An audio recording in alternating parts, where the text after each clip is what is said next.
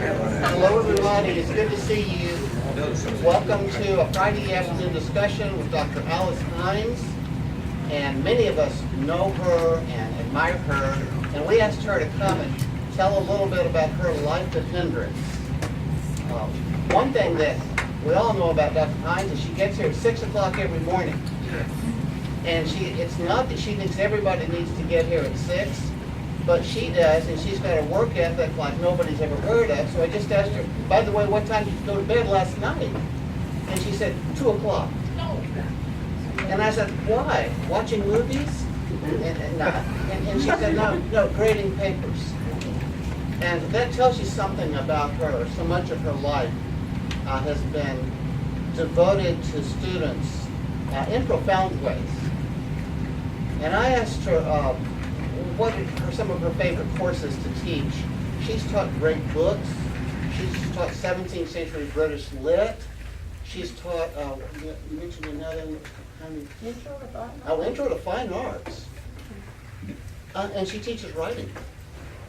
And she said writing was among her favorites.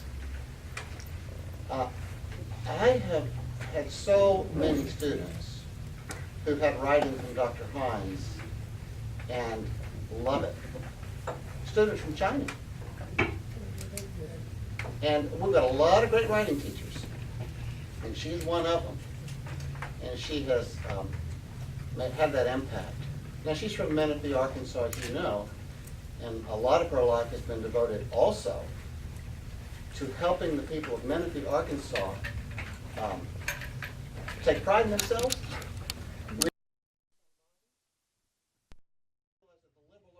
Everybody, not just for people in a school like this. She's also done remarkable things for the state of Arkansas. Served on so many councils. I Googled her just to see what organizations she'd been a part of.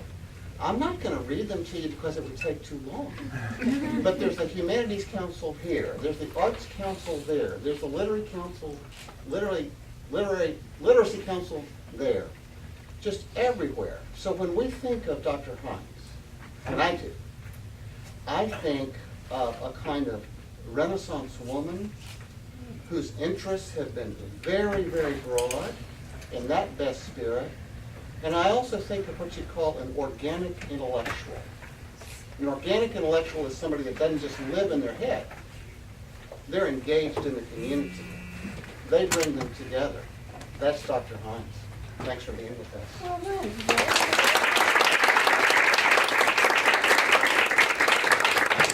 and thank all of you. I have been, well, I won't say I prayed about this, but I have sure been hoping that nobody would show up today. I thought, if I have to say one more thing here, and then I'm coming back to teach in the fall. It seems so anticlimactic. But I thank you very much for coming. And I'm going to say something else, and I'm sorry that Professor Richardson is here, because I really do know what you're not supposed to say when you're getting ready to make a speech, but I'm going to say it anyway, because I don't want to do it. And I tried to convince Ms. Pamela Owen that I didn't want to do this. And she has tried to convince me that I'm supposed to do this thing tomorrow for the students. And I thought, students have heard me for the whole 4 years that they were here. I don't know what else I could say that they would ever want to hear again. So someone asked me on the hall this morning, so it's interesting to see Chuck, because Ty was saying, well, we remember what Chuck talked about. I said, well, that's good, because you're not going to remember what I talked about. So they said, well, what is your topic? I said, I have no topic. I have given it zero thought because I don't want to do it. And so Dr. Hamburg told me yesterday that I needed to start thinking about a topic. I thought, okay, I'll think about something. And I said, I'll probably just get up there and start talking. And I said, Pamela should never, and Chuck knows this, you should never tell me to just follow your mind. There's no telling what I might say. And Julie, but I'm going to be very pleasant today. And so in fact, I actually told Rosemary that I'm practicing being pleasant, because people tend to think that I'm not always pleasant. but I don't understand that. I actually have a list. I told Jake when he told me to talk about my life at Hendrix. It only has 4 things on it, but that's not going to be all I'm going to talk about. So what I did, and I think all of you know, and that was very kind, but I do want to say something about my rural background because I know myself that it defines who I am. It defines my value system. It defines how I treat people. It defines what I choose to be interested in. I grew up in the country. We had to be up. I had chores. My brother and I had to get up. We had to feed chickens. We had to go out to hogs. We had to be sure we got our breakfast. My mother cooked biscuits every day because my father would not eat canned biscuits. And so we had to do all that work, get out there. We had to check gardens. You had to do all of that before you went to school. And we walked to school. And so I have always been a morning person. And when I came to Hendrix, I remember some people said, well, why do you get here so early? And I thought, well, where else would I go? I'm coming to work, so I might as well come. Again, it made no sense to me that I would get here at 10 o'clock or that I would teach a class at 10 when I'm already here. And classes were starting at 7 when I came. And so that made perfectly good sense to me because I was up and ready to go. Now, afternoon, because I remember they gave me a 1-something class one time, and I was sitting there looking out the window, and I saw these students coming from Trishna, and I kept thinking, where are they going? And so they finally came over. That was after we moved into Fawcett. And they came over and they said, well, we wondered if you were coming to class today. I said, oh, God, I forgot all about you. I thought, well, let me get up and go over here and meet these young people. So since that time, I've been courageous enough to say I'm not teaching first in the morning and first in the afternoon, too. So make up your mind. You either want me morning or you want me afternoon. I'm not doing both. And so my colleagues have been kind enough to do that. And so as we've had this great migration to Little Rock from Conway, it has made a lot of sense because the ones of us are up here, it's a lot easier to get to a class early in the morning coming from Conway County. And Jay, I don't know where he put me in Faulkner County. I actually live in Conway County.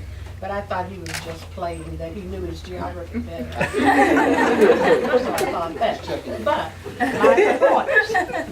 I want to say when I came to Hendrix, it was kind of interesting to me. I did not meet the entire English department until September. I met Dr. Chappell, I met Ken because he was chair of the department when I was hired, Carol, but I had not met Bland. And when September came, and I remember it very vividly, we were standing on the steps of Staples, and this man started talking. And I thought, where is he from? I didn't understand a word he was saying. I thought, this is awful. And so I thought I'd listen a little better, I'd lean in, and then it occurred to me that he sounded just like a professor I'd had in graduate school. I said, he is Southern. Really Southern, and I'm Southern too, but we're not the same at all. So I met him, he was very kind, but the department was very kind and very encouraging. I think they weren't really sure whether I had any experience or not, and it was always kind of funny to me because I had been teaching for 10 years before I came here, but I think they thought I never had, because Hendrix was so special. And that I didn't understand. And I had gone to a liberal arts school too, a very good one, and I knew exactly what I was doing. But I thought if they want to pamper me and think I don't know what I'm doing, that's fine. And they were very kind. And I want to say this because I don't think I often get a chance to say it. When I came to Hendrix, what I'm holding here is my Xerox from the 1981 catalog, because I'm going to talk about that. But when I came here, I came into an environment that was richly academic. And those students who are here today, I want to be sure that you understand that, because in my own mind, I am concerned that our environment is not as richly academic as it was when I came. I came into a group of people who were truly dedicated to teaching. And there are all sorts of articles out there about teaching in the liberal arts and what that means. But I can say for every person on this list that I actually knew, teaching was uppermost in that person's mind. And I'm not saying that isn't the case now, but I think we are so divided in what's being asked of us that we can't always focus on what we want to focus on, which is the student. And that becomes a concern because a good liberal arts college has to focus on the quality of the student produced. And we have to spend time. It takes time to work with students. And we aren't always going to get the kind of student. Yesterday I talked about extrinsic learners and intrinsic learners when I introduced Amy Elkins, who's an excellent graduate of the English department. We're going to get both kinds of students. The extrinsic ones are going to take more time because all they want is a grade. And you're going to have to spend time trying to help them understand they're supposed to get more from a liberal arts college than a grade. They're supposed to get a lifestyle change that helps them to use their brain and to use it for more than climbing up a ladder and being successful, which we hope and we know they will be if they're good students. So this environment was frankly very encouraging. People were supportive, and I'm sure that they didn't know what to do with me. Zev and I came at the same time, and I remember saying in a letter I wrote to President Hatcher about something he had said that I did not like, and I said, well, I guess Hendricks hit the jackpot. They got a Jew and a black person. How wonderful. Now what are you going to do? So, well, you shouldn't ask me to talk if you don't want to hear what I have to say. And I will stop at any time that it's bothering you. Otherwise, I'm going on what I wrote. I Xeroxed this sheet because my other concerns, so see, I said all my pleasant things about Hendricks right then. My other concern, no, I got a few more, but I have to say some other things too, is this list from the catalog, 1981. I came with Dr. Hatcher. And let's see, it says here that John Merrill was the provost. Well, we didn't have a provost then. See how our language has changed? We had a vice president and dean of the college. Now we have vice president, dean of the college, and a provost. And they're all the same person. Kind of interesting. Then we had Albert Raymond here, and I can't read this little print until I put my glasses on to see what it says. Associate dean of the college and professor of biology. Well, I remember Dean Merrill because, now there are people in this room, and I see them because they were here when I came, who will remember Cynthia Greer. And if you remember Cynthia Greer, you know that we don't look anything alike. I'm darker, shorter, and I'm not as charming as Cynthia was. But Dean Merrill could never tell us apart. And so one day we were over in Hewlin after some meeting with the trustees when they actually used to let us meet the trustees. Now they sequester the trustees because I'm sure they're afraid that we might say something that would harm the college. So we don't ever get to see them anymore unless they're going to come and say something terrible to us. But we were in Hewlin and he came over and he said, Cynthia, did you say Cynthia? And that was one of my days. And I just looked at him and said, now don't you call me Cynthia Greer anymore. I don't look like her, don't sound like her, and you sit here and figure out that we are two totally different black people. And my name is Alex. And he was so, I guess, embarrassed. But I thought, we don't look anything alike. I would never confuse Warfield and Coleman. They were always together. Thank you. Thank you so much. Well, you were every time I saw you two. You were together. And you would have a lab coat on and he would have a regular dress.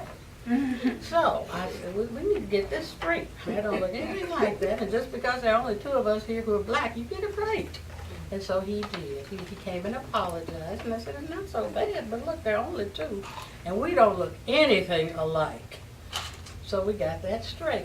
So another day, you said my experiences. I was walking from Trishman, which is where the English department's offices were when I came, and on my way to the True Snack Bar Campus Center, which was in Hewlin, where we could actually get our mail and meet each other.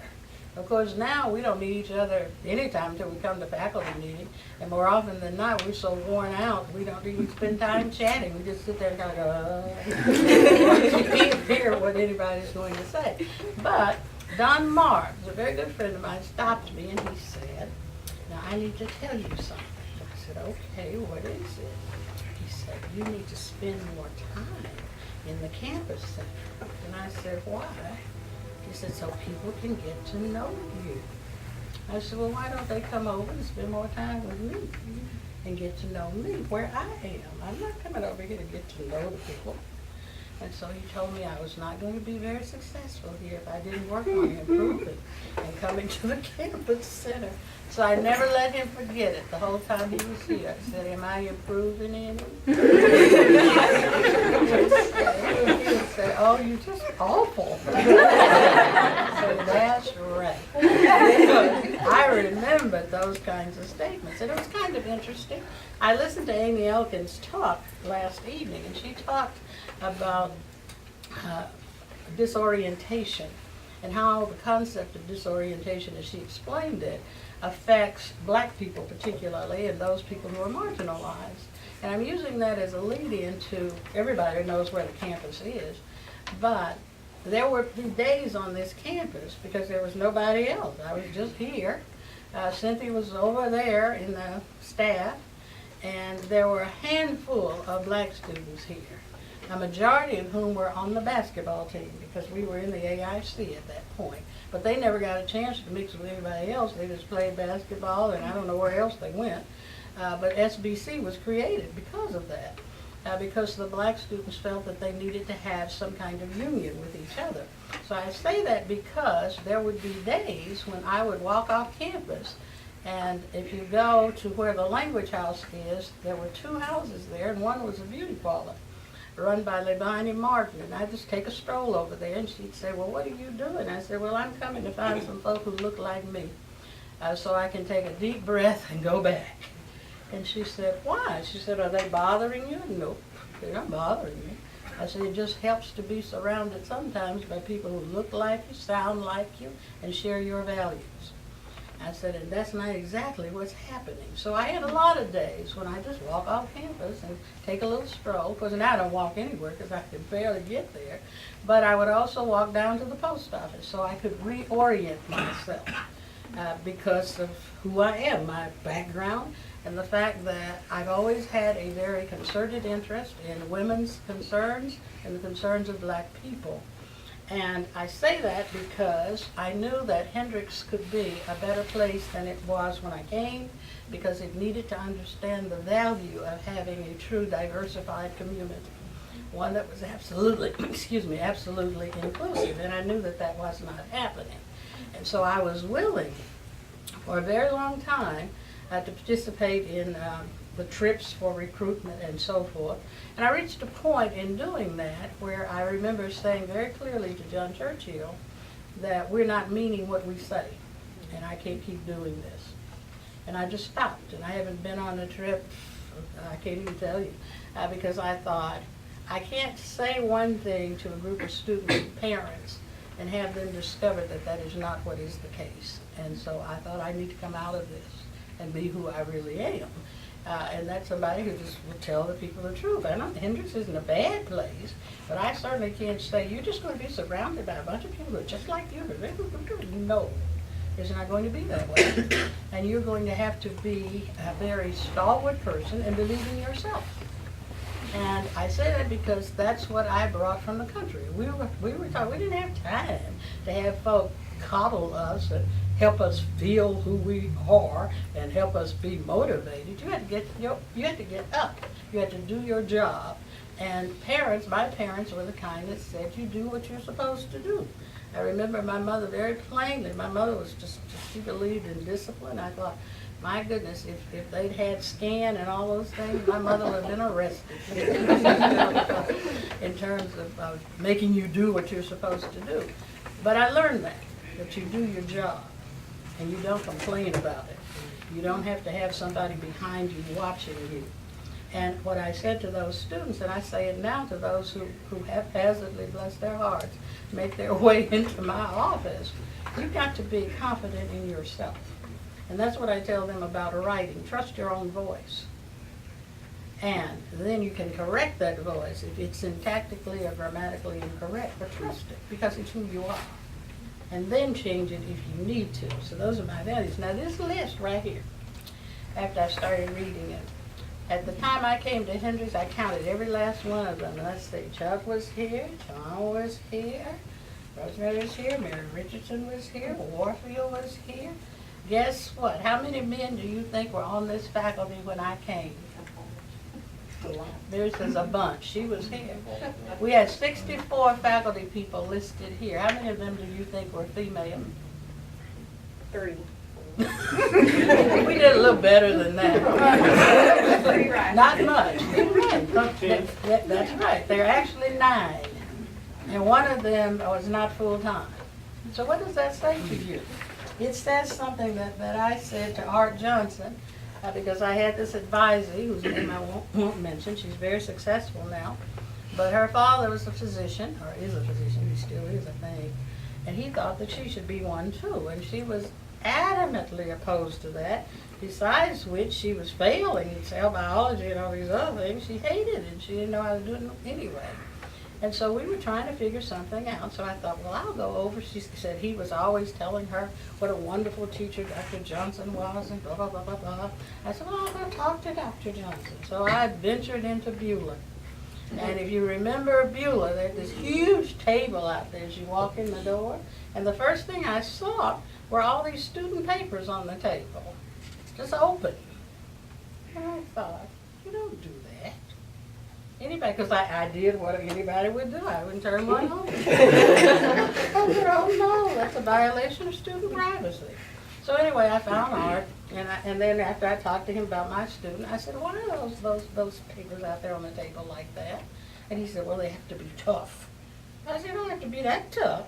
They don't have to have other people looking at their grades.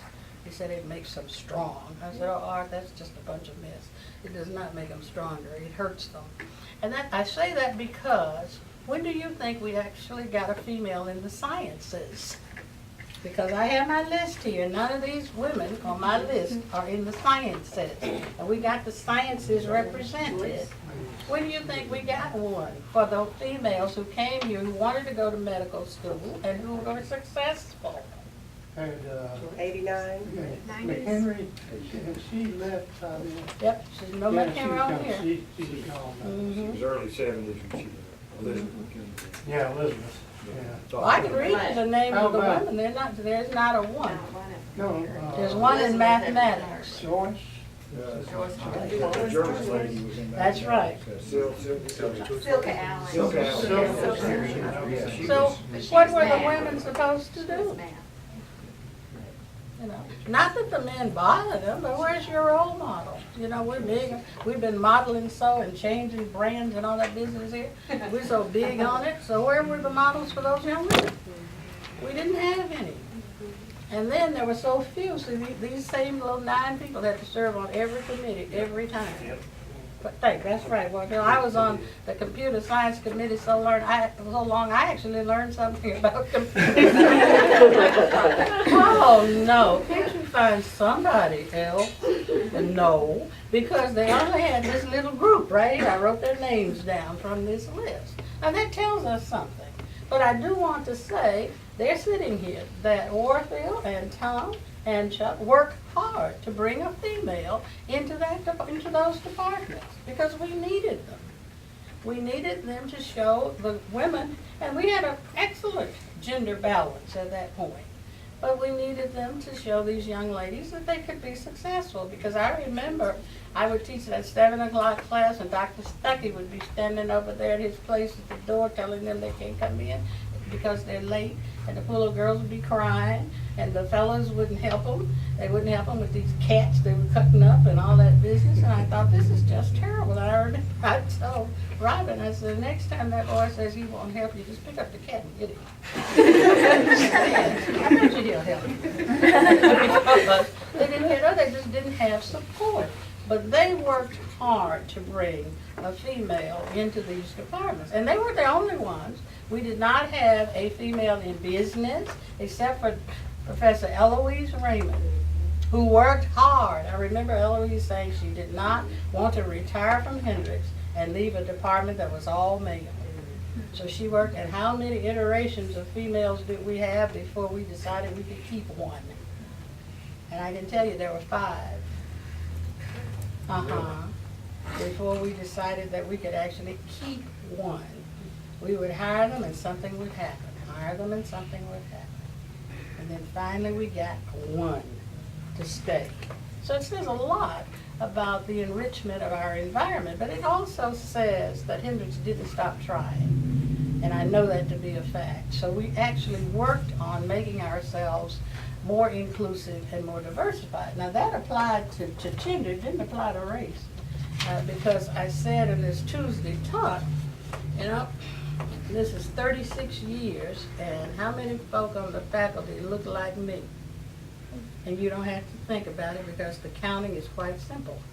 So we've done well in some areas, we've not done well in others. And it doesn't seem to have bothered us until lately that maybe we ought to increase that aspect of diversity, and we should. Not so much because black students, and see this bothers me that says, well, the black students need a model. No, all students need a model. When I came here, one of the very first things said in my little corner in there in Trishman, I was teaching great books, and this student, and I remember him well, he came in and he said, I want to talk to you. I said, fine, have a seat. And if you think about those little offices over there, you know they're only about this big. And so we had to be very close. And he said, I don't know how to say this. And I said, well, just say it, whatever it is. He said, I've just never had a black teacher before. I said, okay. I said, and your point? Well, I don't really know how to talk to you. Oh, okay.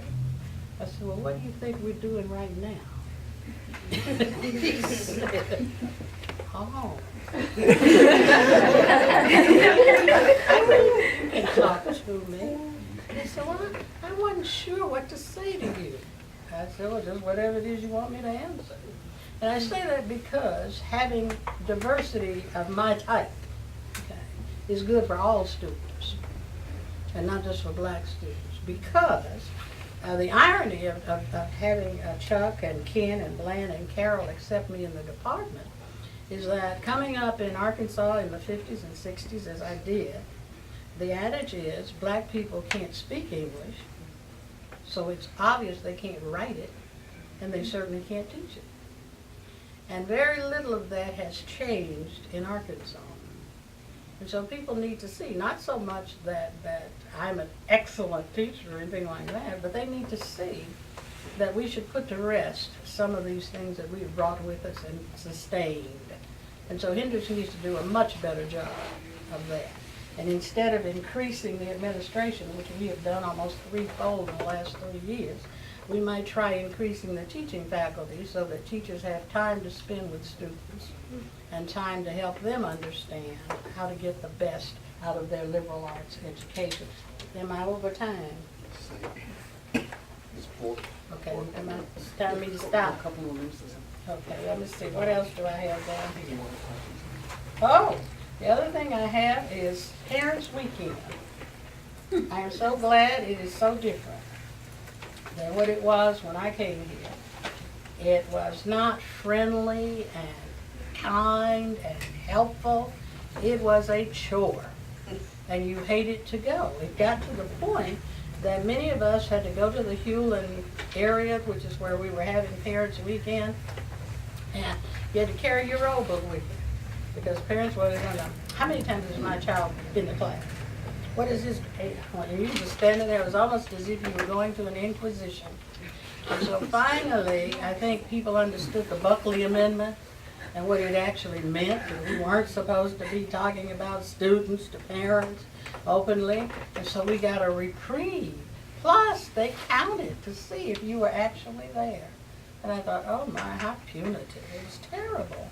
And so I had figured out how to do it. I said, well, if it's going to run from 8:30 to 9:30, I'll get there at 9:20. That's kind of what I continue to do, even with the kinder one. I think, they'll need to see me. I'm there 24 hours a day almost, so you come by my office and see me if you want to talk to me. I'm not getting up on Saturday. And that's the other thing, all these obligatory things that Hendricks had in place, including the Hendricks Dames. And I thought, oh God, what is this? This is just awful. And so I went to that twice, and I decided no. Then we were always supposed to go to Irma Gale's for brownies. You remember that? Mm-hmm. And so it occurred to Alice that I wasn't on the clock after 6 o'clock. And I thought something that I remember saying the kid's story. He thought it was just ludicrous. I said, you know, Hendrick pays me to teach. It does not pay me to eat brownies. So you do not obligate my social time. I do that. And so I went one time and I didn't go anymore. And I liked her, Miguel. I thought she was a very pleasant person. But at 6 o'clock, you don't tell me what I have to do. And I've been here all day. And so, you know, Hendricks was kind of ratcheting that up. You gotta go to this, you gotta go to that. And I just thought, no, I don't have to. And that's exactly the attitude I had at my previous job. I told them, you paying me, I might go. And so then my last point, next to my last point right here, I got it right there. Right here, grade books. Okay. It's my last point. What was, oh, the AIC. I think it was maybe a good thing. I wasn't sure when it happened that we moved from that to the conferences that we are now in. I think it frees our students to be students and scholars. But it took us a while at Hendricks to develop that mentality so that we see the athlete as a scholar and an athlete. And we have some marvelously talented athletes.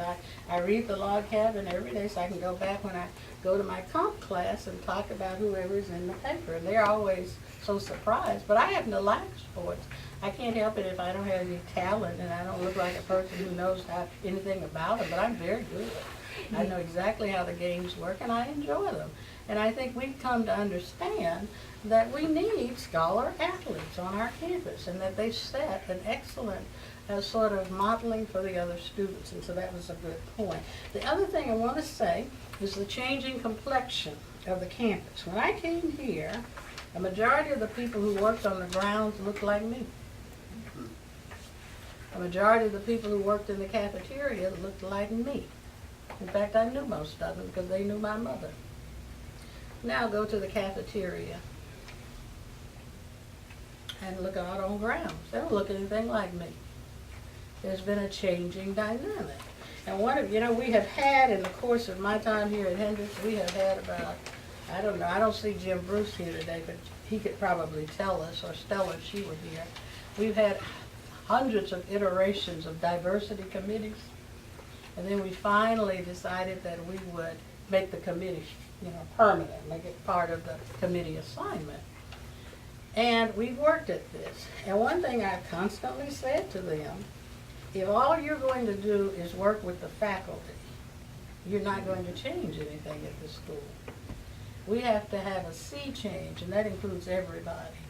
Because I remember when I came, Chris was 11 years old, and this pool over here, I forget the Briarwood, okay? And so I had decided that he needed to be occupied in the summer. And so I picked up 2 other little boys in Menifee, and so the 3 of them, I went and enrolled them in that pool. And I was off at campus doing something because they had to stay in my office until time for the pool to open. And security had gotten them and put them outside over there at Trishman's. I got over there and I said, what are you doing? Well, we don't know who they are and we don't know why they're here. I said, well, why didn't you ask? They belong to me. Oh. And here's my point. Black male students were being targeted by security on this campus because security didn't know who they were. And I thought, you shouldn't have to wear, you know, somebody was saying, well, we all should have these little tags. I said, no, we shouldn't. You shouldn't have to wear a tag because you're black. We need to have greater sensitivity. We need to have greater understanding. And so it took us a while, and I don't really know where we are in any of this because I've sort of backed out being involved in it. But until the whole campus experiences some sort of diversity training, and that includes these search committees, because we can no longer hide behind the fact that, well, my last point, I promise, we just couldn't find any qualified candidates. And so I wrote 4 pages back here 2 years ago to the editors of the Hendricks magazine, and I said, I don't want you to use that adjective anymore, when the only time you can use it is when you're talking about black candidates. I said, I have said this in faculty meeting, and I don't know if you all remember, but I stood up once and said, I'm sick of hearing this. Every time you hear somebody brings it up, well, we just couldn't find any qualified candidates. I said, you don't say that about any other discipline. And so in our beloved Hendricks magazine, these scholars from KIP. And I pointed to the page number. I said, now right there it said qualified. And then 2 paragraphs below that, you have some Hispanic students and you don't use that adjective. So tell me what you're doing. You see, we need to be more critical of ourselves. And you don't need to have Alice Hines here running her mouth, because I know I've bothered people, and I know that they would care that I would be quiet, and I'm not.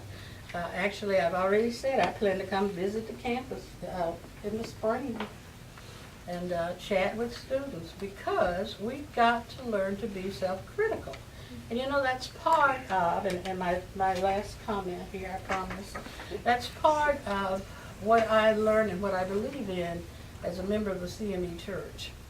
We have a book of discipline, and every year when we come out of Methodist conference, we are required to read what are called the general rules to the entire congregation, and we are required to talk about them. And one of those is that, remember, in the spirit of John Wesley, we are to treat people as we wish to be treated. And that means that we cannot be narrow-minded about what we do. And we cannot go into subterfuge about what we don't do. We have to admit that we have weaknesses and that we are adamantly working to correct those. And I think that is happening, but it's too slow. This is 2017. Where else do you find a place that looks like us when it comes to people who look like me? It's time to change, and we need to be honest in the change. So there, I'm through.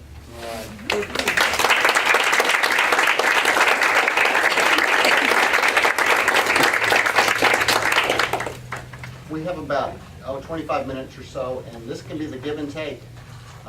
This is your time to ask Dr. Hines what you've always wanted to ask her. or make a comment, or tell a story. Tell a story if you'd like also, about something that's meant something to you, about her role on campus.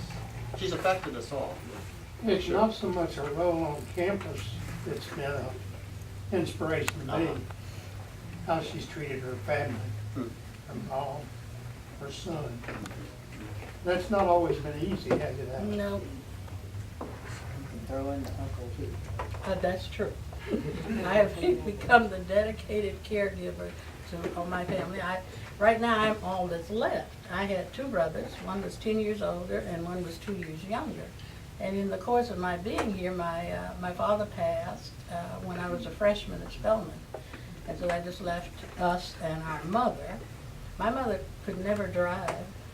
My dad had done everything. He wrote the check. She didn't know how to write a check. And I remember talking to some young women in my office and saying, no.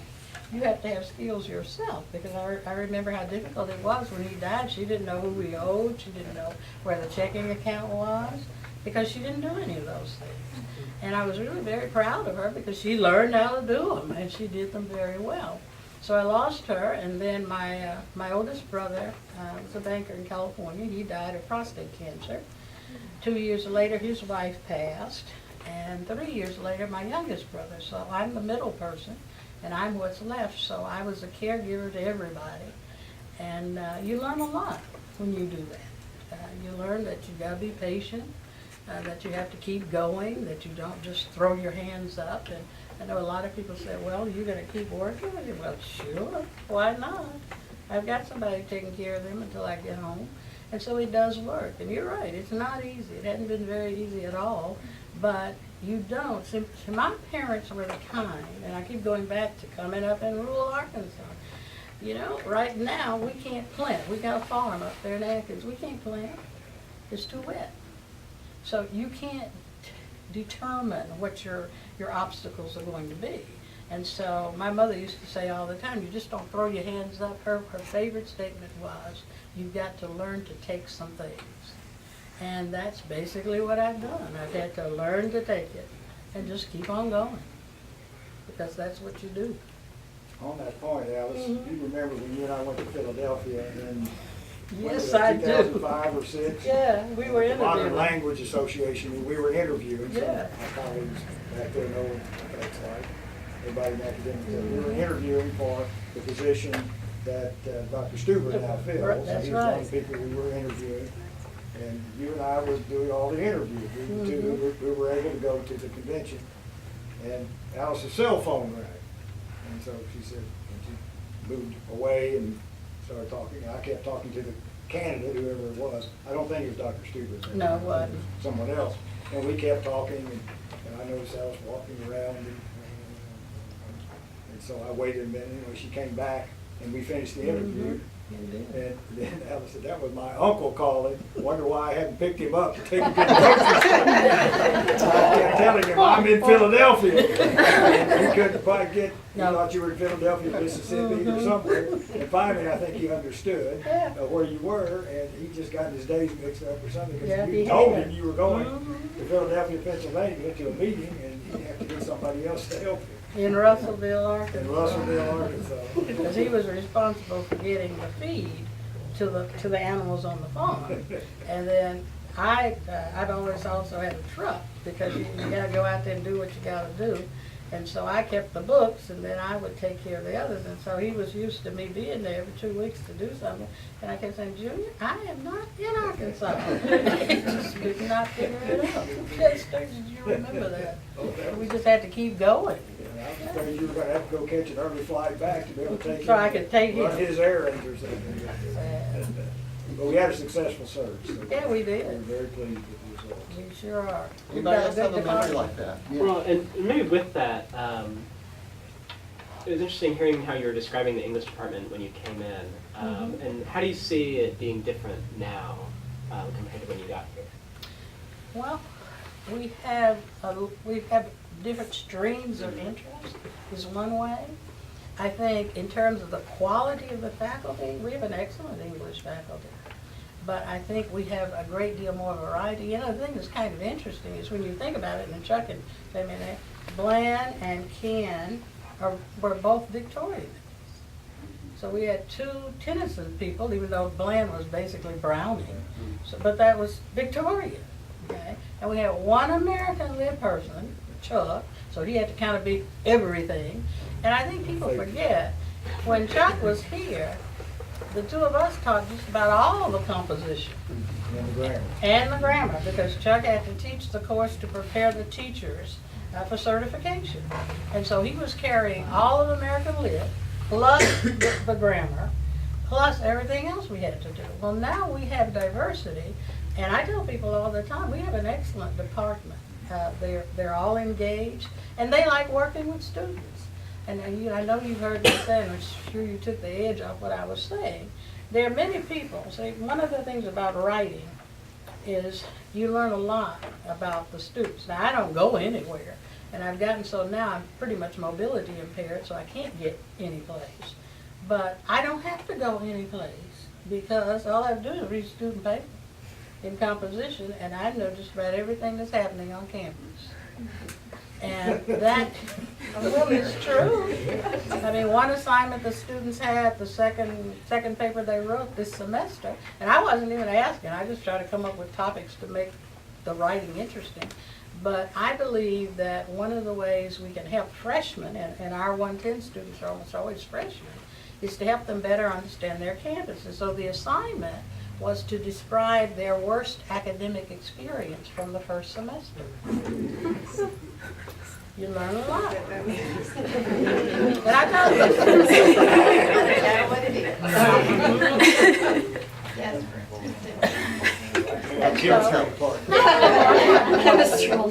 But my point is, I told them, I said, you know, you can make a name up. I'm not interested in names. You're right, they were too, because Chuck can help me with this, where writing has evolved, and we don't seem to want to do anything about it here in Hendricks, here lately, is that students need to understand the role that audience plays in writing. It affects your syntactical structure, your diction, your examples, everything.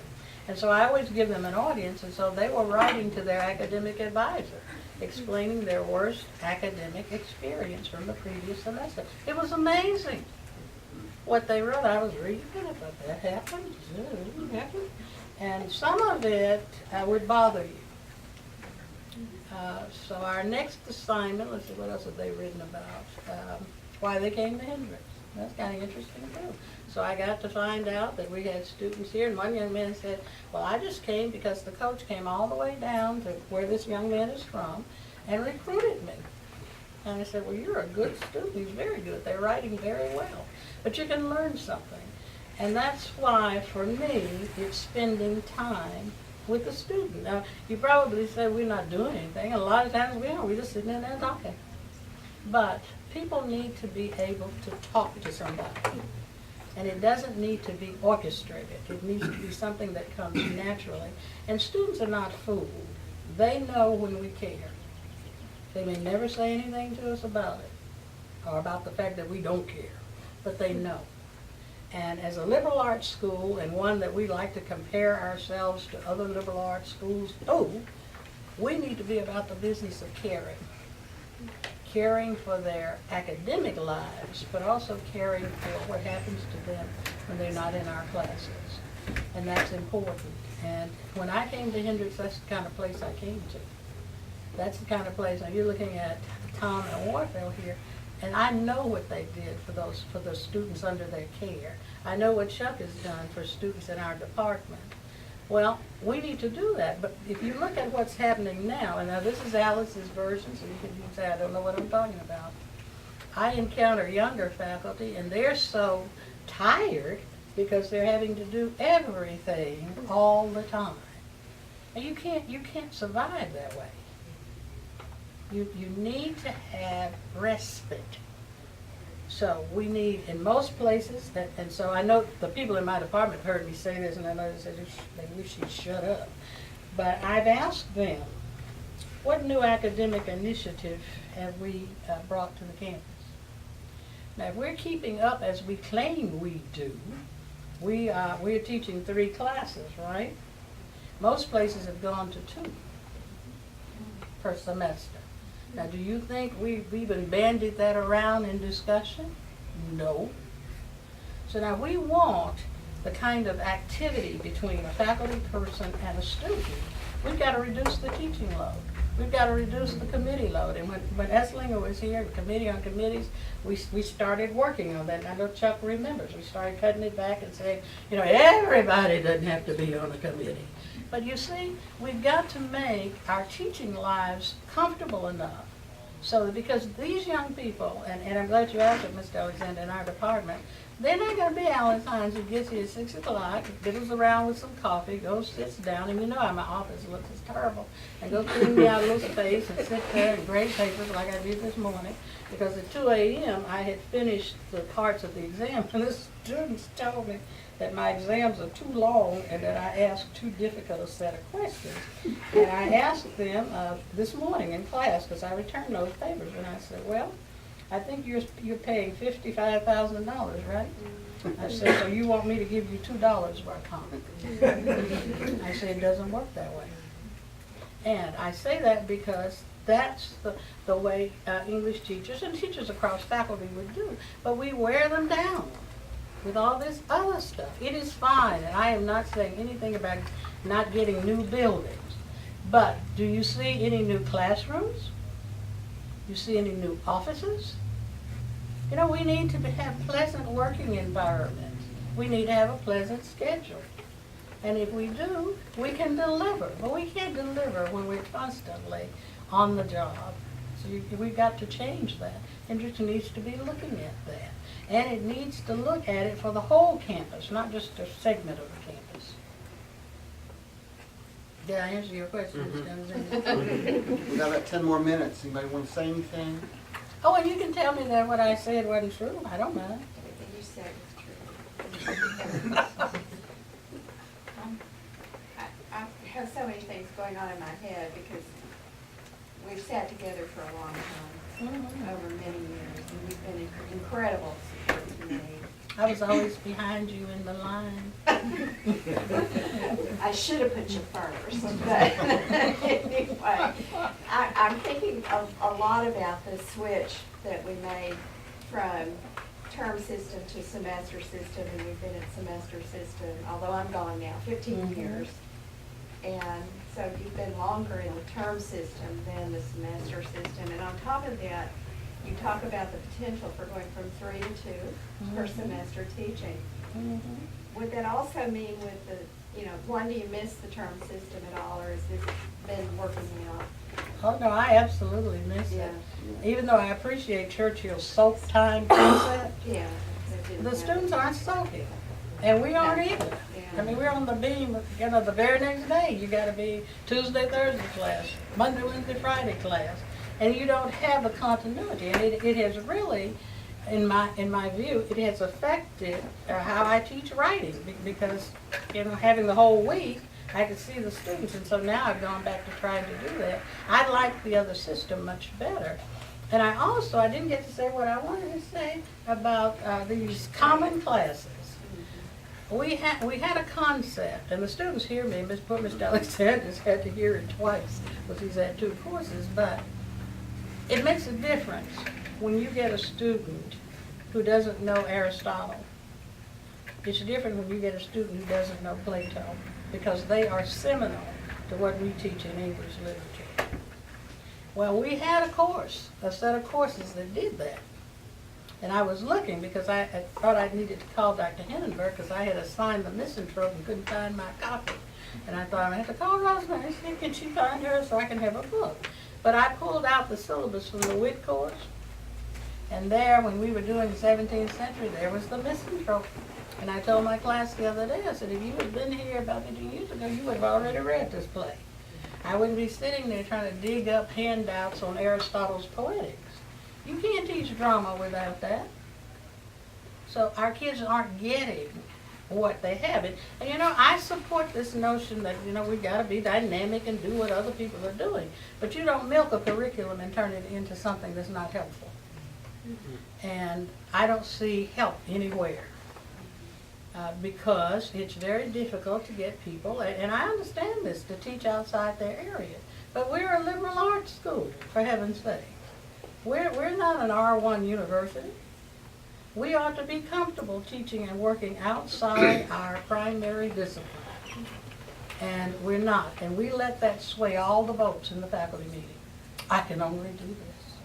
Well, my goodness, because I used to tell Don Marr, I said, you weren't born painting. There was just painting because he voted against it. I said, you have to learn how to do it like everybody else. So stop this business. I can only do this. I wasn't born teaching fine arts either. But I learned how to do it because I had been doing it for 10 years before I came here. You can learn to do something. That's the beauty of a liberal arts education. It says that you can move within the disciplines. Now, nobody's going to let me teach chemistry or so. I don't know what we're talking about. You would not want that to happen. But to give our students a common background in some of the mainstays of our culture, whether we like it or not. There's no such thing as a black person not knowing Aristotle. See how little sense that makes? So I can't say, well, in Africa, we didn't have Aristotle, please. That does not make any sense. Because I went to school someplace else. And so we've got to give them a common understanding because I think it impedes their progress. And our faculty is not looking at that now. We have latched on to TEC, and I know I raised my hand and said, well, don't you think we ought to evaluate? We've latched on to going to faculty meeting at 11:10. I think that is godless. So I raised my little stupid hand and said, are you going to evaluate that? And it looked as if, I guess they thought she is so dumb. But we need to evaluate the effectiveness of having faculty meeting at 11:10. By the time I can get out of class at 11, find my satchel, get my stick, make it's already 11:40. By the time I can get to the faculty meeting, so my voice can't count. Okay? But see, this is what I'm saying. We have become, the faculty that I came into, these men sitting here, they would have had something to say. Our faculty is so quiet, we don't have anything to say. We just sit there. And we say, okay. And they said, we're going to do this, okay. And then, somebody like me just raised my hand and said, don't you think? Because I remember when we were told that the emphasis was going to be on the social sciences and the natural sciences. Do y'all remember that in faculty meeting? And here I go in my little hand saying, well, did you forget about the humanities? And the answer I got? No. Now what does that say? The people sitting in this room who were here, that would not have been a good answer. And they weren't humanists. So I think we need to rediscover what it is to really be a faculty member who is willing to put, you know, I said this to somebody else, what is tenure worth if all you're gonna do is sit on it? It's not worth anything. If you got an idea, you think things are not working, you need to say something about it. It doesn't mean that you're naturally right, but you just don't sit there because you say, oh, I got tenure now, I can do this. That is silly. Tenure should allow you to help other faculty people.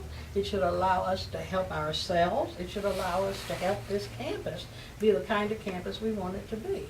And we should stop being so protective of our own little spots. CJ, did you have your hand up?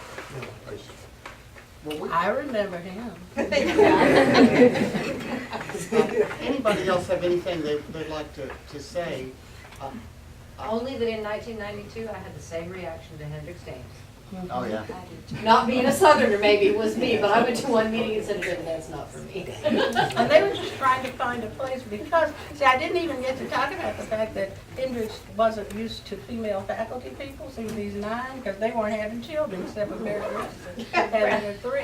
And so when we came up, honestly, when we came up with the first truly pregnant Hendricks faculty woman, we had to sit there and figure out, what do we do? Honestly, and I remember, because I was on AP then, or something, I was there, it's just something, and we had to go study and try to figure out, what are we going to do? Do we give her time off? And then if we do, how much time do we give her? We honestly had just, that FMLA thing had just gone right past it because it was a male-dominated campus. And men weren't having babies, their wives were, so that's what the dames were set up for. And so then we had a faculty member who wanted to adopt, so we had to go meet again. We said, what do you do? Do we give that person time off like we gave the person who was having the baby? And you would think that's just a silly conversation. But we had to have meetings about it to figure out what to do. And it was really kind of hilarious. I thought, this is truly funny. I remember when Dr. McDaniel got married on the faculty, we said, oh, Hendricks has marriages. It was strange. It was a very strange thing. So we should bring this to a close, and I'm going to mention one other feature of your life here that you didn't mention today, but I've heard you mention it many, many times. This is one of the few faculty who is unapologetically mentions the religious side of her life. And she just does it all the time, and in great ways. And so we had a discussion a couple of years ago in the library. You remember that? I do. And it was, tell us your faith perspective. And I remember what you said. I saw you Tuesday talk the other day, in a Tuesday talk. She said, when I have to make a decision, I pray about it. And I thought, wait, what did you say? Excuse me? Did you say that out loud? Because there can be part of a culture that simply just, where people are not free to own that aspect of their lives in a public way. But not for Dr. Hines. Well, I try not to take it to my classes because I don't want the students to think that I'm preaching to them. Oh, they would know. I try not to, but Churchill was just always floored because, you know, you carry these little speckled notebooks, and when we were area chairs, we had to make these decisions, and I would say, well, I can't vote today, I have to go home and pray about it. He said, I had to go think about it. He never stopped. Jay, Alice may not want me to say, you were mayor of Menifee, Arkansas. Yeah. And I'm It was not an sure if you brought that up or accident. not. Really, it was. The mayor just abruptly resigned, and so the council was having to appoint somebody, and the person that wanted to be appointed really was not going to be good for us. And so it's kind of like this thing tomorrow.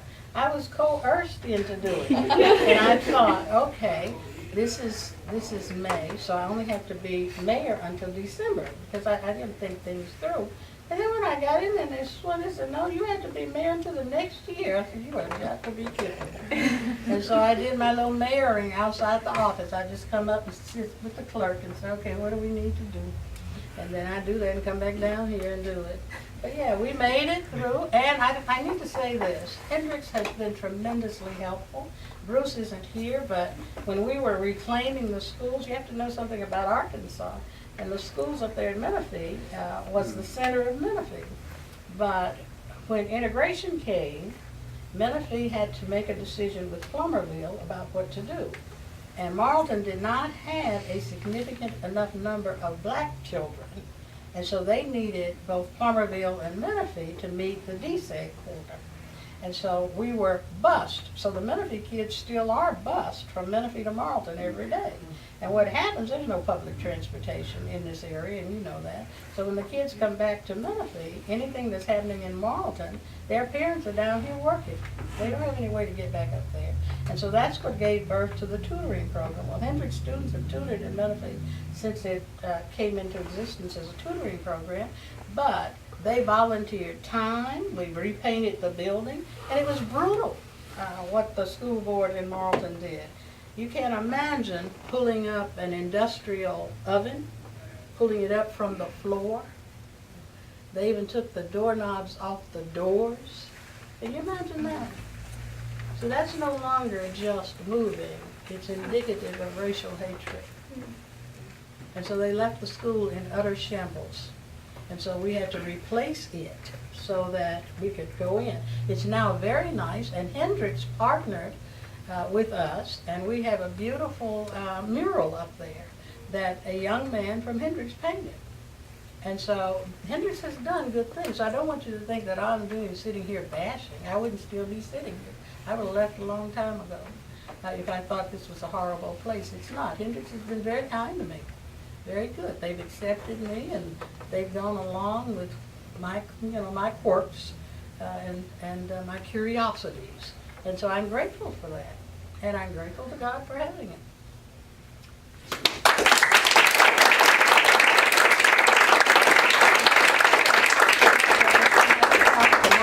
I think you still have to get to talk tomorrow. Thanks, everybody, for I'll go coming. ask Chuck. Have a good talk weekend. tonight.